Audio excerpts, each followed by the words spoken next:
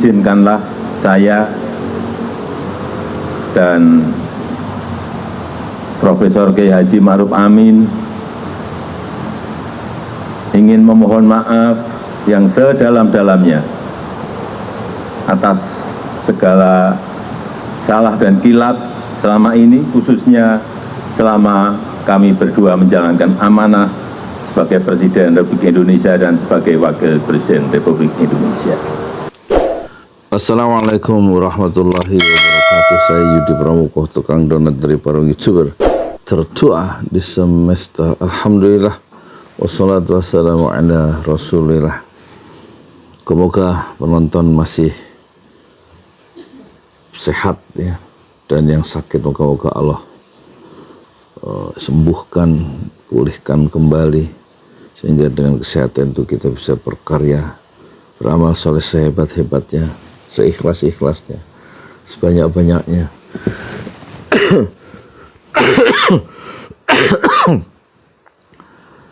Dalam rangka persiapan ya, menuju alam akhirat ya, al-hayatul baqiyah. Kita sekarang berada di alam fana, dunia yang fana, yang sementara, yang penuh fitnah, penuh kekeliruan, sehingga bisa kita pahami Pak Jokowi dalam acara zikir kemerdekaan kemarin bersama Kiai Ma'ruf Amin mengucapkan ya, meminta maaf kepada seluruh bangsa Indonesia, kepada rakyat Indonesia atas kekeliruan yang dilakukan selama 10 tahun pemerintahan. Dan tentu memang ada merasa yang tidak senang, tidak bisa memuaskan semua pihak katanya. Dan sebagai manusia tentu banyak kesalahan dan Presiden Jokowi minta maaf. Tentu satu sikap yang mulia ya, minta maaf ya. Apalagi memaafkan itu juga satu ciri orang yang beriman. Walladzina yunfiquna fis sarra'i wad dharra'i wal kadhiminal ghaidz wal 'afina 'anil nas. Ciri orang yang beriman itu di dalam Al-Qur'an surat Ali Imran. Pertama, berinfak dalam keadaan lapang maupun keadaan sempit. Kemudian yang kedua, wal kadhiminal ghaidz, menahan ya, marah, wa afina 'anil nas, dan memaafkan kesalahan orang. Apalagi manusia itu tempatnya salah ya, dan lupa. Al-insan halal khoto' wa nisyan. Manusia itu tempatnya khoto', salah, dan nisyan, dan lupa. Tentu kita pujikan ya, meminta maaf. Tetapi dalam konteks politik itu tidak mudah untuk memaafkan akibat-akibat yang ditimbulkan oleh keputusan-keputusan politik yang keliru dan sengaja keliru karena tidak mendengar serangan-serangan atau kritik-kritik dan perspektif dari pihak lain, sehingga keputusan politik yang dilakukan oleh Presiden Jokowi itu berdampak luas, merugikan secara luas, dan itu tidak mudah dihapus dengan minta maaf karena akibatnya sudah membentur ya, masyarakat secara keseluruhan. Undang-undang Minerba misalnya dibuat yang seharusnya kembali ke negara tapi diperpanjang ya, izin itu untuk pengusaha itu hanya karena rekayasa undang-undang itu tidak bisa dimaafkan, dan kemudian hanya dengan memberikan maaf kemudian undang-undang itu bisa berubah. Dan yang lebih dahsyat tentu pembunuhan 6 orang Laskar Front Pembela Islam, santri dari Laskar Front Pembela Islam, dibunuh, disiksa oleh aparat di bawah tanggung jawab pemerintah itu. setelah meminta maaf membunuh misalnya begitu, yang dilakukan dalam rejim Jokowi, itu tidak semerta-merta dengan memaafkan keenam orang itu hidup kembali. Luka tidak pernah hilang karena pembunuhan yang sadis dan disengaja. Jadi konteksnya harus dimaknai dengan cara yang berbeda. Ucapan Jokowi yang mengucapkan maaf bukanlah ucapan maaf dari seorang kepala keluarga, tetapi dia memiliki satu posisi politik yang penting di negeri ini, yang ucapannya dan tindakannya, keputusannya itu memberikan dampak yang luas, dan tidak akan selesai dampak yang negatif yang ditimbulkan dalam kekeliruan pengambilan keputusan politik itu. Kemudian bisa mudah masyarakat memaafkan karena akibatnya panjang. Itu salah satu contoh tadi. Misalnya lagi, tahun 2019 ada 8 orang mati setelah demo di Bawaslu, dibunuh oleh aparat. Saat itu Kapolrinya adalah Tito Karnavian. Bagaimana pertanggungjawabannya itu? Bagaimana cara menghidupkan kembali mayat-mayat yang sudah dikubur? Tidak akan selesai dengan minta maaf. Makanya harusnya dalam Islam membunuh itu hukumannya adalah bukan memaafkan, tapi dibunuh lagi, kecuali keluarganya memaafkan keluarga korban. Tapi kalau keluarga tidak memaafkan, hukumannya adalah bukan memberikan maaf, tapi kisos. Begitu yang sikap yang adil. Kemudian keputusan-keputusan bagaimana rakyat bisa memaafkan, keputusannya jalan terus. IKN itu tidak pernah dijanjikan dalam kampanye, tapi dikerjakan dengan menghabiskan uang yang begitu banyak. Awalnya berjanji tidak akan menggunakan APBN, tapi akhirnya menggunakan 19-20% dari anggaran pendapatan belanja negara, dan itu artinya 93 triliun. Karena perubahan keputusan politik, ingkar janji dari tidak akan menggunakan uang rakyat, kemudian menggunakan uang rakyat. Dan itu menimbulkan luka, ya. Karena janji palsu itu yang tidak ditepati. Begitu juga dengan kereta cepat, proyek-proyek ambisius seperti IKN dan kereta cepat yang merugikan banyak orang sebenarnya, karena uang kita dipakai untuk satu proyek yang tidak kita inginkan,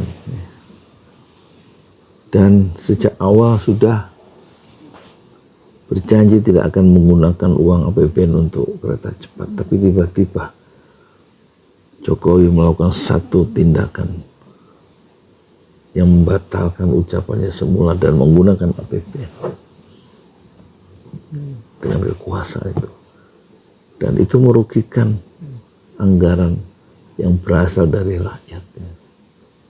Apalagi hutangnya katanya sampai 139 tahun kereta cepat itu.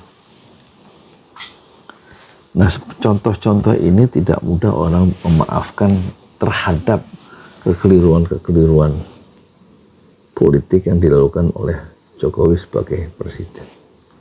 Mungkin sebagai manusia kita memaafkan, tetapi sebagai kepala negara yang keputusan politiknya itu dipandang kurang tepat, itu agak sukar memaafkan, kecuali memperbaiki keputusan yang sudah merugikan banyak orang itu. Dan harus bagaimana menghidupkan kembali mayat-mayat yang sudah dikubur. Dan tidak selesai dengan meminta maaf, ya. apalagi permintaan maaf kepada keluarga korban tidak dilakukan. Tidak ada simpati atau empati terhadap keluarga korban 6 Laskar Front Pembela Islam.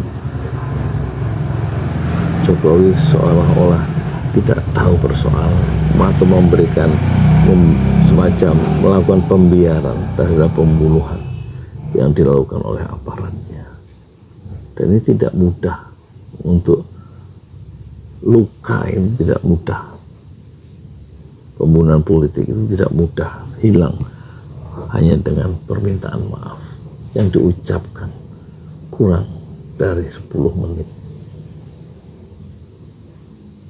Tentu kalau Jokowi bukan presiden, minta maaf kita segera memaafkan, tapi implikasi akibat yang jauh, yang meluas, yang mendalam dari akibatnya dari keputusan-keputusan politik yang ditandatangani oleh Jokowi dan merugikan banyak orang, itu sukar untuk diselesaikan dengan minta maaf dan kita berikan maaf, kecuali jika keputusan itu diperbaiki.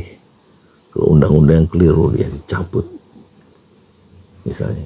Jadi kita dalam konteks itu kita mengerti ada amarah yang terpendam dari kaum civil society sehingga memunculkan istilah bukan nawacita, nawadosa, malah dalam bocor alus kita lihat Rocky Gerung meskipun dengan bercanda dia serius sebenarnya katanya bahwa Jokowi adalah simbol atau Jokowi adalah puncak kejahatan ekonomi, Jokowi adalah puncak kejahatan politik. Sementara Amin Rais dalam Amin Rais official bahwa Jokowi adalah seorang psikopat yang makin gelisah. Satu ungkapan kekesalan terhadap Jokowi sebagai tokoh yang punya kekuasaan besar dan anggaran besar dalam memutuskan dalam langkah-langkah politiknya yang merugikan masyarakat. Dan kita bisa mengerti jika tempo hari Cak Nun Budayan dari Jogja itu kemudian melontarkan pernyataan yang keras bahwa Jokowi adalah Fir'aun, seperti Fir'aun dalam memerintah. Ini satu ungkapan-ungkapan yang tulus ya, yang jujur, yang berani belak-belakan dan tidak menjilat terhadap Jokowi. Diungkapkan oleh M.H. Ainun Nadjib, diungkapkan oleh Ihsanuddin Nursi, diungkapkan oleh Faisal Basri, diungkapkan oleh Tempo, diungkapkan oleh Amin Rais, Rocky Gerung, dan banyak lagi seperti Said Didu dan lain-lain yang mencoba mengangkat realitas sebenarnya ekonomi kita, politik kita, keadaan negara kita yang justru rusak ya. Demokrasi rusak dengan menguatnya dinasti politik, rusak karena manuver-manuver Jokowi sebagai presiden yang punya anggaran, punya kekuasaan besar yang merugikan banyak orang. Jadi permintaan maaf dalam beberapa detik itu tidak menyelesaikan persoalan atau memotong akar-akar masalah yang dihadapi oleh rakyat yang sekarang terasa menjadi pekerjaan susah. Hidup cari penghasilan susah dirasakan ya, di bawah. Tentu elit tidak merasakannya karena semua fasilitas mereka ada, uang ada, fasilitas ada, privilege ada, tapi rakyat merasakan itu. Dan kalau survei mengatakan kepuasan, rakyat puas, survei itu cuma 2.000. Berapa sampelnya itu? Yang ditanya itu hanya penduduk kita 275 juta. Apakah bisa terus mewakili itu? Dalam survei itu aja, saya secara pribadi sebagai tukang bubur ayam, yang sekarang jualan bubur ayam jam 6 sampai jam 9, tiap hari, kecuali Jumat itu, merasa tidak puas ya dengan kepemimpinan Jokowi. Dan kawan saya, tukang somai itu, sudah 4 pulang dari 6 gerobak, sekarang dia pulang kampung 4, tukang somai itu dengan bosnya 1 itu. Kenapa? Ya karena uang begitu susah dicari dengan jualan somai, mendorong gerobak keliling desa, mending pulang ke desa. Ya. Beras ada, dan lebih mudah hidup di desa daripada mencari penghasilan melalui usaha sehari-hari yang terasa susah. Uang seperti kering di dalam masyarakat. Dan itulah yang dirasakan oleh masyarakat kebanyakan.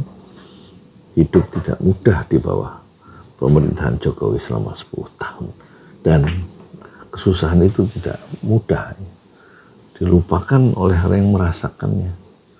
Dan tentu saja ya, kesusahan hidup itu tidak selesai dengan meminta maaf, kecuali harus ada perbaikan secara struktural dan keputusan-keputusan politik yang lebih memihak kepada rakyat kecil, memihak kepada kaum du'afa, lebih memihak kepada rakyat kebanyakan, bukan seperti sekarang keputusan-keputusannya cawe-cawe Jokowi itu lebih memihak kepada kepentingan oligarki dan kepentingan kelompoknya sendiri, atau kelompok dan juga keluarganya sendiri. Dalam konteks seperti ini kita bisa paham permintaan maaf Jokowi menimbulkan pro kontra, karena disparitas kesenjangan ekonomi di masyarakat itu begitu lebar ya, antara yang kaya dan yang miskin. Dan itu yang harus diselesaikan oleh kebijakan-kebijakan politik yang pro rakyat, yang lebih berkeadilan, dan tidak akan selesai dengan hanya meminta maaf. Kekeliruan dalam mengelola negeri ini selama 10 tahun tidak mungkin selesai hanya dengan meminta maaf karena merasa dia manusia biasa. Tetapi kan berbeda manusia biasa seorang Jokowi dengan saya. Manusia biasa seorang Jokowi memiliki dititipi amanah, kekuasaan yang besar, dan juga anggaran sekian ribu triliun. Assalamualaikum warahmatullahi wabarakatuh. Di jalan Allah. Ini Masjid Enam Syuhada lagi dikunjungi sama Ketua Hilmi. Modal awalnya berapa Pak Yudi Pramuko? 750.000. 750.000 rupiah aja. Jadi ini 500 jutaan nih barang. Sekarang udah habis 310. Masya Allah, tuh udah pakai keramik, plafon granit tuh kayak marmer tuh. Masya Allah nih, sampai juga kita ke sini. Masjid Enam Syuhada, ngapa namanya Masjid Enam Syuhada, Ya, Pak Yudi? kita mau mendokumentasikan perjuangan dakwah anak-anak muda pengawal Habib Rizik Syihab itu. Masya Allah. Yang dibunuh sama orang jahat di kilometer 50. Kilometer 50 ya. Itu kan simbol memperjuangkan dakwah itu kita harus memberikan segalanya untuk Islam kan ya. Untuk Masya dakwah Islam. Allah. Dan nama anak muda itulah yang sudah memberikan segalanya untuk Islam. Masya Allah. Apa nanti nama pemuda itu ada juga di sini mungkin diterangkan? Mungkin namanya 6 Syuhada. 6 Syuhada itu, Ya. 6 Syuhada dipasang di sini, 6 Syuhada. Bepali, apa yang dikomentarin dari ini semua, Bepali? Masya Allah, luar biasa. Dari uang 700.000, kalau pengen ternyata bisa. Bisa. Allah kirim. Tuh, bisa. Ya, dengan masuk satu gang kecil, tapi Bapak ini luar biasa. Kecil tuh. Oh, Masya Allah ya. Satu call aja. Masya Allah, perjuangan Pak Yudi Pramuko, YouTuber sejagat paling tua. Tertua di semesta. Tertua di semesta. Masya Allah. Tukang donat. Tukang donat. donat ya. Donat dari Paru. Ini saya laporkan dari lapangan ini, langsung dari Masjid Anam Syuhada. Masya Allah. Dan ini dia. Dalam kelihatan. Tuh lihat tuh masjidnya, tuh imamnya di situ. Tuh. Malam-malam lagi kita. Masya Allah, masih kurang nih. Atapnya katanya transfer aja. Masjid Anam Syuhada sebentar lagi selesai. Dinding lubang angin sebagian sudah terpasang, lantai 2, dan kemudian plafon termasuk lantai bukan keramik, granit 150 dus bersama tiang-tiang yang ada 16 setinggi 4,5 meter. Kemudian finishing terakhir adalah tangga menjebol atap ya, lantai pertama untuk masuk ke lantai 2. Inilah Masjid Anam Syuhada. 2,5 tahun lalu dimulai pada 2 Agustus hari Senin 2021. Tinggal sedikit lagi insya Allah, dan lantainya dari keramik, bukan keramik, granit sudah diresmikan lantai pertama. Nanti lantai kedua lewat sini tangganya jebol untuk masuk ke lantai 2. Inilah Masjid Anam Syuhada yang sangat megah karena dari bahan-bahan pilihan, kualitas nomor 1.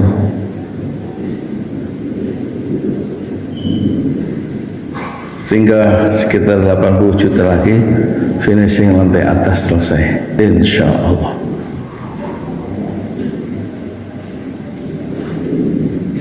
Ya, inilah Masjid Anam Syuhada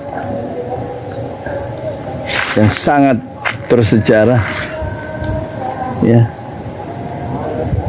dalam sejarah dakwah Indonesia modern, insya Allah, karena ini dibangun dalam konteks kezaliman rejim penguasa yang sudah membunuh 6 santri dari front Laskar Front Pembela Islam, dan kita abadikan pengorbanan dan perjuangan dakwah mereka, sehingga kita sebut namanya Masjid Anam Syuhada. Mereka mengawal perjalanan dakwah gurunya Habib Rizik Syihab, dan mereka dicegat oleh orang-orang jahat di kilometer 50. Saya Yudi Pramuko, tukang donat dari Parung Juber, tertua di semesta fasbir sabrun jamila. Bersabarlah dengan kesabaran yang indah. Assalamualaikum warahmatullahi wabarakatuh.